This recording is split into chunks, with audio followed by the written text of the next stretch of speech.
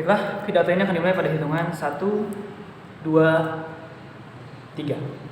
Ekonomi biru merupakan sebuah konsep yang berupaya mewujudkan keseimbangan antara dua aspek yang terkait dalam ekosistem kelautan, yakni ekologi dan juga ekonomi.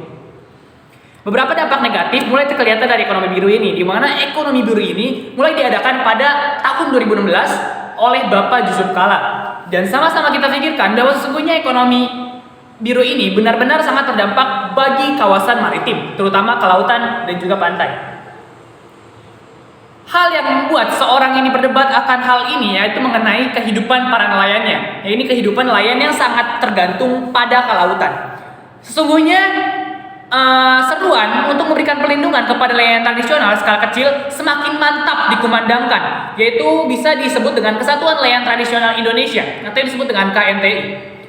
Perlindungan ini berkaitan tentang hak asasi manusia bagi kehidupan nelayan, baik itu nelayan tradisional yang sangat bergantung pada ekosistem kelautan. Dan Ketua Departemen Advokasi dan Riset KNTI Henry Pratama mengatakan KNTI menaruh perhatian dan pendekatan hak kepemilikan privat dalam pengolahan perikanan yang dibungkus dengan pendekatan hak dalam perikanan atau yang bisa disebut dengan RBF atau Rights Based Fishers. Faktanya, RBF telah dipromosikan secara sistematis sejak 1989. Menurut Bapak Henry, selama 29 tahun ini pendekatan hak perikanan juga terus dilakukan penyesuaian dengan menggunakan berbagai cara oleh para kepemilikan kepentingan. Para dewan juri yang terhormat, dari hal ini juga kita pikirkan bahwa sesungguhnya yang sangat berdampak negatif dari ekonomi biru ini adalah para nelayan. Karena para nelayan ini sangat bergantung pada ikan, pada kelautan, dan dengan adanya ekosistem biru ini hanya bergantung pada seseorang yang memiliki tanah, baik itu seorang pribumi dan juga kepemerintahan. Dan Bapak Henry sini menjelaskan bahwa sesungguhnya pelaksanaan hak perikanan, para pemilik kepentingan berusaha keras untuk membuat semua pelaku perikanan skala kecil terjebak dalam ikatan dengan pihak swasta. Dan dengan adanya ekonomi biru ini juga membuat suatu hal negatif, contohnya nelayan dengan skala kecil ini dengan terjebak sekali dengan pihak swasta yang memiliki tanah di bidang maritim tersebut. Dan ada dua hal yang mempengaruhi faktor ini. Yang kedua adalah kegagalan sistem. Kenapa kegagalan sistem? Para dewan juri yang terhormat, untuk lebih meyakinkan bahwa ada yang salah dengan adopsi pendekatan berbasis hak kepemilikan ini dan penelitian yang dilakukan 22 akademis, praktis dan juga praktisi dan juga aktivisi yang bergerak di sektor perikanan dan kelautan. Dan dengan pendapat tersebut, banyak sekali nelayan yang berpendapat bahwa sesungguhnya mereka sangat terpaku oleh jumlah yang ditentukan oleh pemerintah. Di mana sebelum adanya ekonomi biru ini, para nelayan sangat benar-benar secara sukarela bisa mengambil keuntungan dari pengambilan ikan tersebut.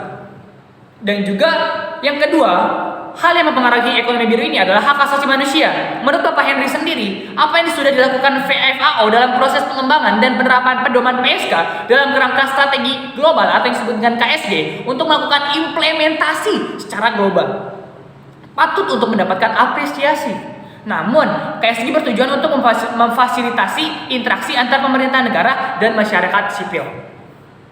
Dengan adanya perdebatan nelayan dengan pemerintah ini secara tidak langsung membuat pemerintah lost kontak dengan nelayan tersebut dan juga membuat kehancuran dampak ekonomi bagi masyarakat yang berkehidupan di maritim. Banyak sekali hal yang kita dapatkan pada kehidupan di maritim, contohnya perikanan, kelestarian lautan, terus juga pariwisata di lautan, serta panen garam atau disebut dengan pertanian garam. Namun secara keseluruhan pertanian garam di Indonesia mulai berkurang, malah menggunakan ekspor dari Vietnam serta Cina untuk mendapatkan garam. Itu merupakan hal yang harus kita pikirkan bahwa sesungguhnya Indonesia itu sekitar 75% wilayahnya adalah laut. Dan itu merupakan dampak negatif dari ekonomi biru yang hanya bergantung pada ekosistem kelautan, perikanan, dan juga melestarikan terumbu karang, bukan berkaitan tentang pertanian yang telah dilindungi secara bertahun-tahun, yakni adalah pertanian garam. Dan diketahui juga perikanan tangkap baik di lautan dan darat telah menjadikan pasokan makanan yang cukup bagi jutaan orang di seluruh dunia. Seluruh dunia bahkan sangat bergantung pada ekosistem laut. Karena sekian protein yang kita dapatkan itu terdapat pada ikan. Dan ikan juga memiliki vitamin yang berdampak bagi kehidupan kita. Dan bagaimana cara kita untuk bisa mengkoordinir ekonomi baru ini dengan konsep dari para nelayan? Para dewan juri yang terhormat, mungkin hal ini bisa kita cegah dengan menggabungkan ekonomi biru ini dengan ekonomi kreatif. Kenapa demikian? Karena kita di sini merupakan negara yang kekurangan SDM atau sumber daya manusianya, dan dengan adanya ekonomi kreatif ini membuat para nelayan bisa berpikir dengan jernih untuk mencari ekonomi yang lebih mudah, yaitu karena banyaknya limbah yang berada di lautan membuat kelautan dan juga daerah laut ini sangat jorok di Indonesia. Cara mencegahnya itu dengan cara ini, cara ekonomi kreatif. Seperti limbah kerang, limbah perikanan itu bisa kita buat dengan hal-hal yang efisien. Contohnya kerajinan tangan dan juga patung ataupun sebagainya dan lainnya.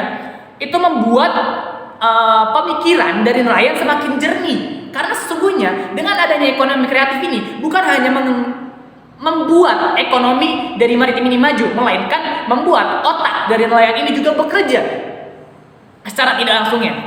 Dan dengan adanya hal tersebut juga, ekonomi kreatif malah membuat suatu lapangan kerja yang baru, suatu lapangan kerja yang meluas bagi maritim. Dan pemerintah juga seharusnya mendukung secara total terhadap ekosistem yang telah dijaga oleh nelayan, dan juga jangan pernah dibatasi akan pengambilan hak dari para nelayan tersebut.